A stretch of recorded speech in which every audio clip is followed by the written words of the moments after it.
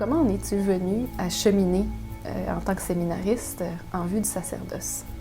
C'est sûr que ce cheminement, c'est pas du tout quelque chose auquel je m'attendais. C'est pas quelque chose que j'aurais choisi par moi-même si j'avais eu le catalogue des propositions. C'est vraiment pas ça que j'aurais choisi. Ça, c'est arrivé il y a 15 ans à peu près, un peu moins. Je me rappelle avec les séminaristes, quand on était dans le métro, ils parlaient du séminaire, moi je baissais la tête, j'avais honte et tout. C'est comme ça que je suis rentré au séminaire.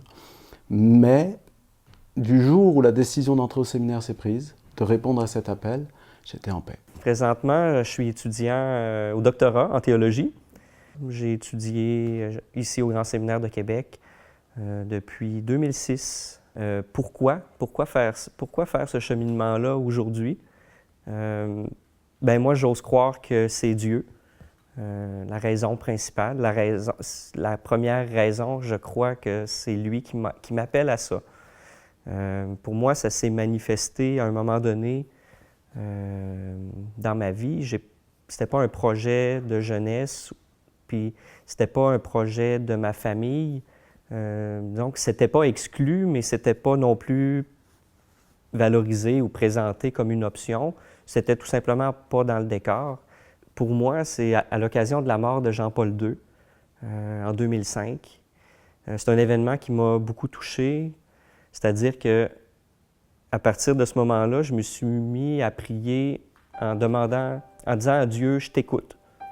Et bon, de fil en aiguille, si on veut, à travers la prière, à travers des rencontres, à travers des lectures, parce que là, j'avais comme une soif de découvrir Dieu, que je sentais que je le rencontrais. Mais là, j'ai lu les évangiles, les textes de Jean-Paul II, les lettres de Saint Paul. Bon, j'avais une grande soif, puis ce que je découvrais, c'est que Dieu est réel, il est concret, c'est pas une idée.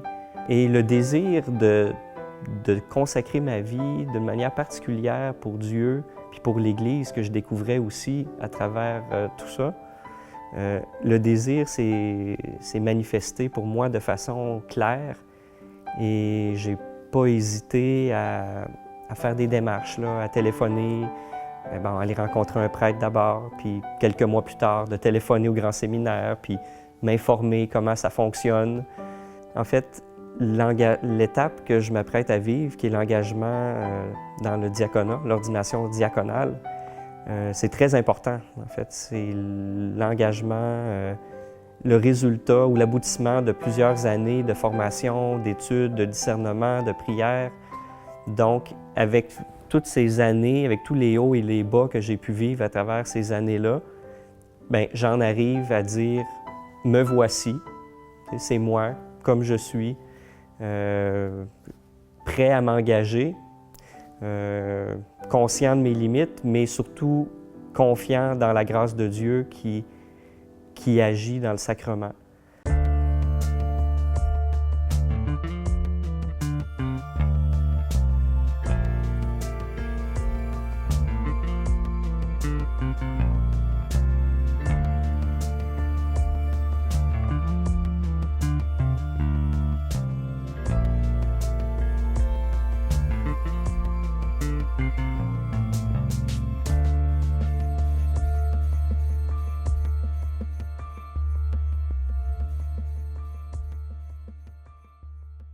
Donc moi je suis français, j'ai mes deux parents qui sont dans le sud de la France, j'ai un grand frère. Mes parents se sont mariés, maman n'était pas baptisée, ne l'est pas. Et puis elle a accepté aussi que mon père nous élève chrétiennement. Donc j'ai toujours eu un contact avec l'Église. Ça m'a beaucoup aidé dans les angoisses de l'enfance, dans ces choses-là. L'angoisse de la mort, j'étais confronté à cette question très tôt. Une chose toute bête, c'est même pas un mort si tu veux, mais très tôt, j'ai compris que la vie avait aucun sens à cause de la mort. Et là, j'ai eu peur. J'ai eu très peur et je me suis accroché à Jésus-Christ parce que j'avais pas d'autre possibilité. Et en fait, la foi que je commençais à recevoir doucement m'a beaucoup aidé dans beaucoup de questions qu'on se pose à l'adolescence. Mais ce que j'avais reçu ne m'avait pas protégé contre les attirances du monde, on va dire comme ça, là, Bah, la vie du monde, là, telle que tout le monde l'amène, rien de plus grave ou de moins grave, mais je suis tombé rapidement dans des choses qui étaient assez mauvaises pour moi. Et ce que j'avais reçu ne m'avait pas préparé à affronter ces séductions. Donc là, j'ai eu un moment de kénose, de descente assez fort suite à une relation que j'avais eue avec une jeune femme. On voulait se marier, mais j'ai fait l'expérience que j'étais incapable de l'aimer suffisamment pour m'engager. Et là, tout le monde que je m'étais bâti, cette espèce d'univers que je m'étais créé, d'un coup, ça m'est apparu comme un gros mensonge. Parce que j'allais trahir cette femme auprès de qui j'étais déjà très engagé, on vivait ensemble. Et j'ai commencé à comprendre à ce moment-là que je ne me connaissais pas.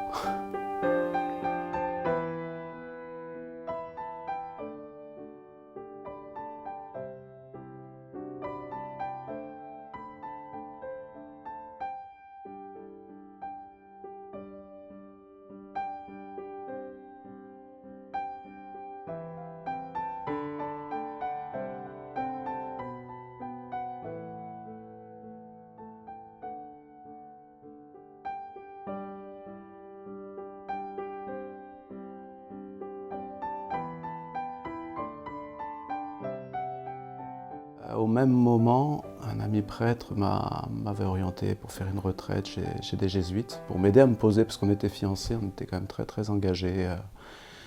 Et j'ai découvert là un contact avec la parole de Dieu que j'avais jamais eu. Je l'avais eu dans ce qu'on m'avait donné, mais j'avais jamais goûté à quel point c'était aussi concret et présent. Ce n'était pas des choses à savoir sur Jésus-Christ, c'était lui qui était en train de me parler et avec qui j'étais en train de parler. Et au moment où moi j'étais là pour me poser un peu des questions sur qu'est-ce que j'allais pouvoir faire avec ma situation, ces fiançailles, etc., il y a eu un appel très clair du Seigneur au sacerdoce. Très très clair, un évangile très simple qui m'a rentré droit dans le cœur. Vraiment, je savais que Dieu m'appelait à ça. Et j'ai répondu tout naturellement, tout ce que tu veux, mais pas ça. Ça c'est vraiment... Ça me terrorisait, ça ne m'intéressait pas, je voulais me marier, si ce n'était pas avec elle, c'était avec quelqu'un d'autre, mais je ne voyais pas mon bonheur en dehors du mariage. Suite à cette retraite, quelques mois après, j'ai rencontré les communautés néocatéchuménales. Moi j'étais sorti de cette retraite avec ce désir quand même d'approfondir ce contact que j'avais eu avec la parole de Dieu, parce que je me rendais compte que j'étais passé à côté d'un pan énorme de ce que je croyais avoir comme foi, si tu veux. Donc il y a une dimension nouvelle qui s'ouvrait à moi et je voulais l'approfondir. J'ai passé 3-4 années à me battre avec cet appel du Seigneur. Et puis jusqu'à ce que je vois un jour, il ne m'a jamais forcé à rentrer au séminaire, mais je vois qu'il ne permettait pas que j'avance dans la vie tant que je ne me serais pas prononcé clairement par rapport à ces choses-là. Je savais que le Seigneur m'appelait, je savais que je ne voulais pas y répondre. En fait, j'étais terrorisé, j'avais peur, j'étais incapable de rentrer dans cette chose-là. Et jusqu'au point où, en fait, j'ai fini par avoir plus peur de rater ma vie à ne pas y répondre que de la peur de rentrer au séminaire. Aujourd'hui, j'ai juste beaucoup de gratitude. Je suis encore très surpris. Je me rends compte que le Seigneur ne s'est pas trompé, même si moi-même, j'ai fait beaucoup de choses au milieu pour essayer de changer de voie. Mais non, il ne s'est pas trompé. C'est plus une façon pour moi d'être chrétien en répondant à cet appel que Dieu m'a fait qu'un but en soi. À la fin, la véritable vocation pour moi, c'est d'être chrétien. Et chrétien, c'est quelqu'un qui cherche à faire la volonté de son Père. Mais ça peut pas... D'abord, la question, c'est de prendre le temps de le rencontrer, le Seigneur. Parfois, quelqu'un va se sentir appelé, va croire que c'est pour le sacerdoce, alors que c'est simplement à mener une vie chrétienne très profonde. Qu'est-ce que je dirais à des jeunes qui se posent la question de la vocation? Se donner une chance de rencontrer le Seigneur, oui, de s'appuyer sur l'Église, de fréquenter, de se faire accompagner, d'abord de nourrir cette intimité avec le Seigneur. C'est lui qui enlève les barrières, c'est lui qui guide, c'est lui qui éclaire. Donc prendre le temps de rencontrer le Seigneur dans l'Église, il y a différents moyens. Il y a les paroisses, il y a des mouvements qui viennent nous voir, qui viennent en voir d'autres, mais qui ne restent pas seuls et qui ne prennent pas ces décisions seuls. Ça me paraît fondamental parce qu'on n'a pas de discernement tout seul, on n'en a aucun. Bien, premièrement, je me réjouirais beaucoup avec lui parce que je dirais profites-en, c'est des beaux moments. Ce moment-là de rencontre puis de questionnement, c'est vraiment une grâce que de vivre ça. Puis je dirais aussi, plus concrètement, là, je dirais d'en parler à l'évêque, de ne pas hésiter à en parler à l'évêque pour avoir aussi un accompagnement approprié. Ça, j'ai vraiment confiance que Dieu, il est capable d'appeler, puis il est capable de faire savoir. Donc, écoute, puis ça devrait bien aller. Il ne suffit pas de me dire « Seigneur, Seigneur » pour entrer dans le royaume des cieux. Mais il faut faire la volonté de mon Père qui est aux cieux. Ce qui est derrière tout ça, c'est simple, c'est « Es-tu à l'écoute de Dieu ou pas ? Est-ce que tu acceptes qu'il vienne te déranger aujourd'hui dans tes projets ? Est-ce que moi, j'accepte qu'il vienne me déranger ? Pour entrer dans cette vie magnifique que le Seigneur veut nous donner, mais qui nous dépasse, dans laquelle on n'est pas capable, accueillons-le. Laissons-nous conduire par lui. C'est lui qui veut réaliser ça en nous, c'est lui qui veut se donner comme nourriture. Demandons-lui la grâce d'être docile à son Esprit Saint.